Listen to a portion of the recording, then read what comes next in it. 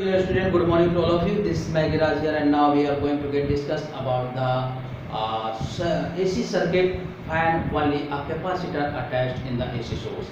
अब हम उस प्रक्रिया को डिस्कस करने जा रहे हैं जब किसी प्रत्यावर्ती धारा परिपथ में केवल एक संधारित्र जुड़ा हो। ठीक है ना, तो देखते हैं ये कोई प्रत्यावर्ती धारा परिपथ है AC सोर्स, जहां पर केवल एक संधारित्र जुड़ा है C। तो C के सिरों पर वोल्टता जो होगी वो VC होगी। ठीक है ना, ऐसे लिख सकते हैं।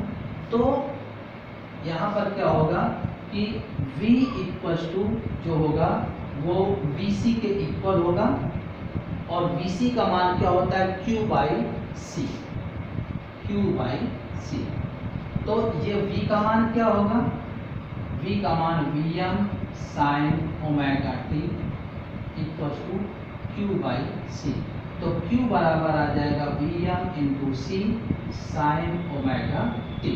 ठीक है, तो हम इसका क्या करें, but we know that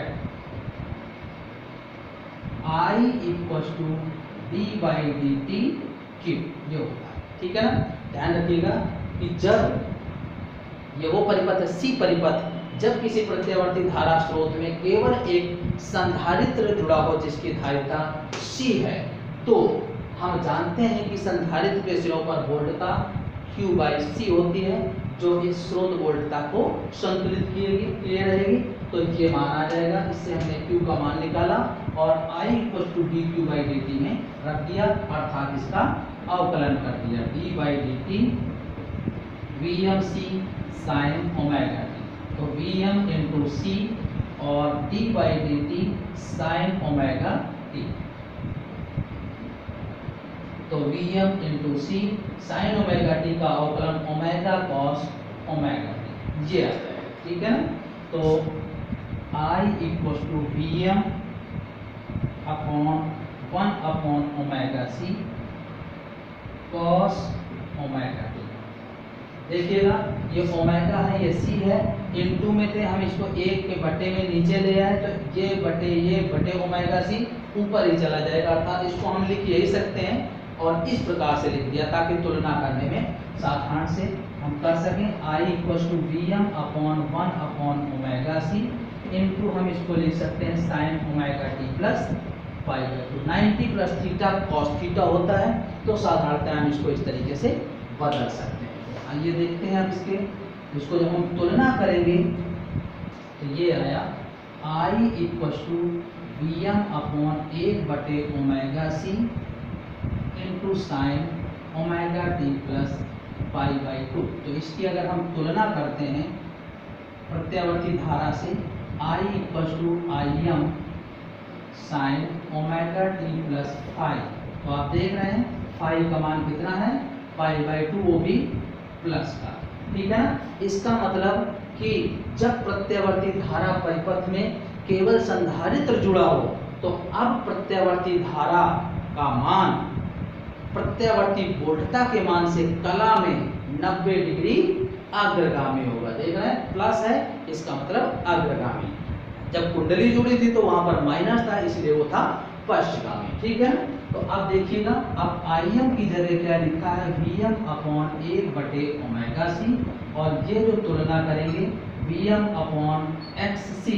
I equal to V बटे R वोल्टता बटे प्रतिरोध होता है, तो यहाँ जो संधारित्र के सिरों का प्रतिरोध है उसको XC से डिनोट करते हैं।